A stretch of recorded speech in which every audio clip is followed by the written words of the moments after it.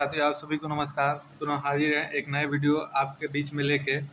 आज हम जानेंगे जो आप अगर आप बीएड एंट्रेंस एग्जाम देने वाले बीएड प्रवेश परीक्षा में बैठने वाले हैं, आप एक सरकारी सीट के लिए प्रयास करते हैं, तो आपके लिए बहुत ही महत्वपूर्ण वीडियो होने वाली है। इसमें हम बताएंगे, आप प्रीवियस ईयर में देखेंगे। आप सबसे पहले आपको बता दें कि आप बीएड एंट्रेंस एग्जाम में देखेंगे तो प्रीवियस ईयर के प्रश्न इसमें बार बार ज़्यादा दोहराते हैं, बार बार पीछे का प्रश्न आता है, तो इसलिए आपके लिए काफ़ी महत्वपूर्ण हो जाता है। तो उन्हीं में से हम टॉप 20 प्रश्नों को हल करेंगे और देखेंगे। जो आप पीछे पेपर उठा के देखेंगे तो बार बार ये प्रश्न पूछे गए हैं। ये आप अगर कला वर्ग से हैं, कला वर्ग का द्वितीय पेपर होता है, उसके अंतर्गत ये सारे प्रश्न आप देखेंगे प्रीवियस ईयर में बार बार पूछे जाते हैं। तो आइए देखते हैं, और आप भी ध्यान से देखेंगे क्योंकि ये प्रश्न आप देखेंगे कि बार बार पूछे गए हैं प्रीवियस ईयरों में। तो आप इसे ध्यान से रख के जाते हैं तो अमूमन इसमें से आपको 1, 2, 3, 4 भी प्रश्न देखने को मिल सकते हैं। तो आइए देखते हैं। सबसे पहले तो इसमें पहला प्रश्न देखेंगे, भारतीय दर्शन में नास्तिक दर्शन कौन सा है? आपके पहला ऑप्शन है आपका योग है, न्याय है, वेदांत है, जैन तथा बौद्ध है। आप देखेंगे प्रीवियस ईयर का है, जो बार बार आपको पेपरों में ये पूछता है। इंट्रेंस एग्जाम में बीएड का जो होता है उसमें ये बार बार प्रश्न आपको देखने को मिलते हैं। तो इसमें आपका होगा, आप ध्यान रखें कि जैन और बौद्ध भारतीय दर्शन के नास्तिक दर्शन कहे जाते हैं। तो आप इसमें ध्यान रखेंगे जैन और बौद्ध होगा। वही नेक्स्ट और द्वितीय प्रश्न की बात करें हम, तो आप देखेंगे कि पतंजलि संबंधित है, आपके दर्शन से संबंधित है, आपके योग से संबंधित है, आपके चिकित्सा से संबंधित है, साहित्य से संबंधित है। तो ये आपका होगा पतंजलि, जो है योग से संबंधित है। आप देखेंगे कि आप इसको ध्यान में रखेंगे और अच्छे से देखेंगे, क्योंकि ये प्रश्न आपको बार बार पेपरों में देखने को मिलेंगे। आने वाले पेपर में भी आपको हो सकता है इसमें से कोई ना कोई प्रश्न देखने को मिल जाए, तो इसलिए आप ध्यान से देखेंगे। आइए नेक्स्ट देखते हैं। नेक्स्ट अगर तीसरे प्रश्न की बात करें तो तीसरा प्रश्न आप देखेंगे कि वेद कितने प्रकार के होते हैं? आपके 4 प्रकार के होते हैं, आपके 8 प्रकार के होते हैं, आपके 12 प्रकार के होते हैं कि 18 प्रकार के होते हैं? तो आपको पता होगा कि वेद हमारे 4 हैं, ऋग्वेद, यजुर्वेद, सामवेद और अथर्ववेद। यही चारों वेद होते हैं, या इसलिए वेद 4 प्रकार के होते हैं। तो आप इसको ध्यान में रखेंगे। ये भी प्रश्न पीछे आप देखेंगे कई बार पूछा जा चुका है। तो आइए नेक्स्ट देखते हैं। चौथा नंबर प्रश्न है हमारा, त्रिरत्न संबंधित है, शैव धर्म से, वैष्णव धर्म से, जैन धर्म से, शक्ति धर्म से। तो आप इसमें से देखेंगे आपका जो ये त्रिरत्न संबंधित है, ये आपका जैन धर्म से संबंधित है। आप इसको ध्यान में रखेंगे क्योंकि ये रिपीटेड प्रश्न है, बार बार पूछे जाते हैं पेपरों में। आइए नेक्स्ट देखते हैं। पाँचवा नंबर प्रश्न है आपका, जय किसका प्रारंभिक नाम था? आपका महाभारत को कहा जाता था, रामायण को कहा जाता था, गीता को कहा जाता था, रामचरितमानस को कहा जाता था। इसमें आपका होगा महाभारत, जो शुरुआती में नाम था जय, वो महाभारत का नाम था। काफ़ी महत्वपूर्ण है, ये बार बार प्रश्न आपके पेपरों में देखने को मिलेंगे, तो इसलिए आप इसको ध्यान से देखिएगा। आइए नेक्स्ट देखते हैं। नेक्स्ट है आपका, जैन धर्म के कुल कितने तीर्थंकर थे? तो आपके 24 थे, 12 से 20 थे, 18 थे। तो आपके जैन धर्म के कुल 24 तीर्थंकर थे। इसको आप ध्यान में रखते हुए चलेंगे। वही नेक्स्ट 7वें प्रश्न की बात करें तो 7वां प्रश्न है जो बार बार पेपरों में आपको देखने को मिलेगा, आर्यावर्त का संबंध है आपका गणित से है, आयुर्वेद से है, ज्योतिष से है, अन्य से है।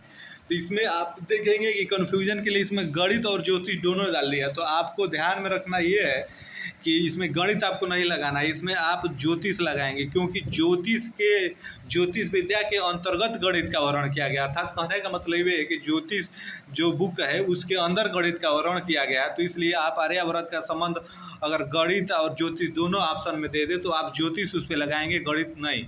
अगर ज्योतिष वहाँ पे नहीं है तब आप गणित के साथ जाएंगे। आइए ठीक नहीं, नेक्स्ट देखते हैं।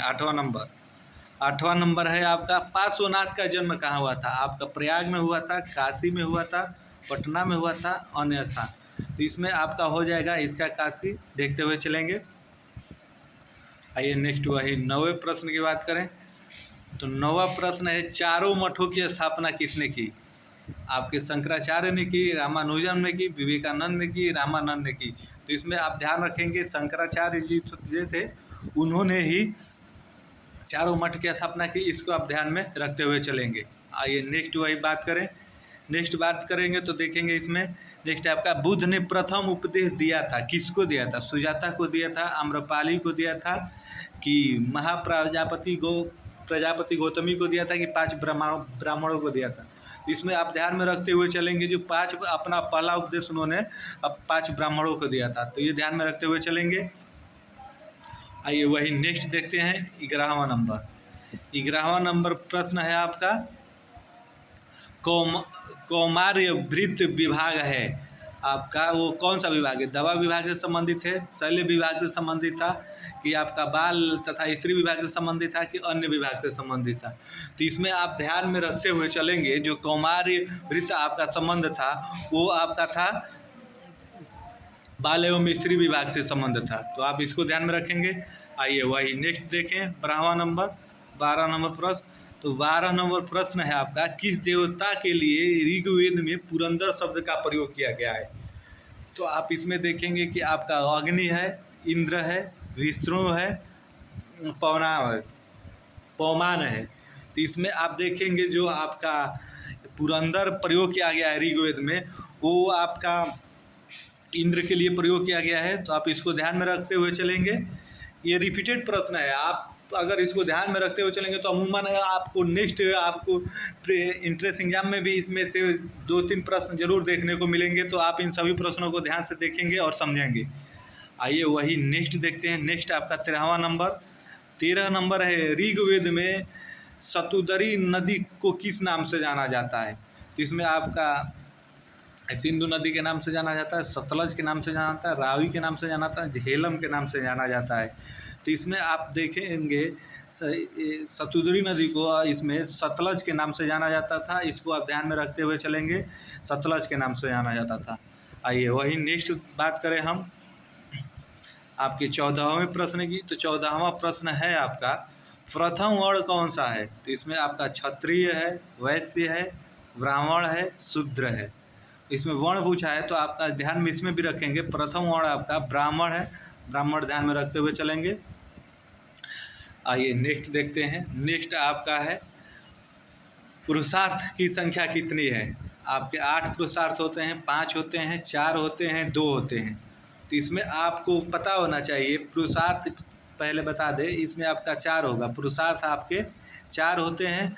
और आप इसमें ध्यान में रखेंगे आपका पुरुषार्थ धर्म, काम, अर्थ और मोक्ष, यही 4 आपके पुरुषार्थ होते हैं जो आपको ध्यान में रखते हुए चलना है। कभी कभी पुरुषार्थ भी पूछ देता है कि धर्म, काम और अर्थ या मोक्ष चारों दे देगा, ये क्या है? तो आप अगर ऑप्शन में रहेगा पुरुषार्थ तो आपको बताएंगे उसको कि ये पुरुषार्थ है, तो इसको ध्यान में रखते हुए आइए नेक्स्ट देखते हैं। नेक्स्ट हम 16 नंबर देखेंगे। 16 नंबर है आपका कि वैदिक समाज की मूल इकाई क्या है? आपका परिवार है, ग्राम है, जन है, विष है।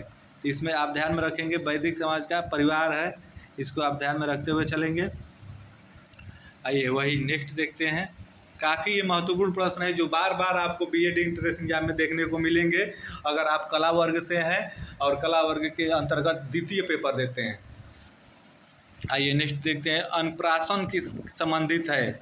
अन्नप्राशन संबंधित है किससे? आपके भोजन से संबंधित है, शिक्षा से संबंधित है, संन्यास से संबंधित है, विवाह से संबंधित है। ये आपको पता होना चाहिए। पुराने समय में ये बच्चों के लिए किया जाता था जो भोजन से संबंधित है, बच्चों को इसमें इसके अंतर्गत भोजन करने के लिए बताया जाता था, तो ये आपका भोजन से संबंधित है। आइए वही नेक्स्ट देखेंगे 18 नंबर।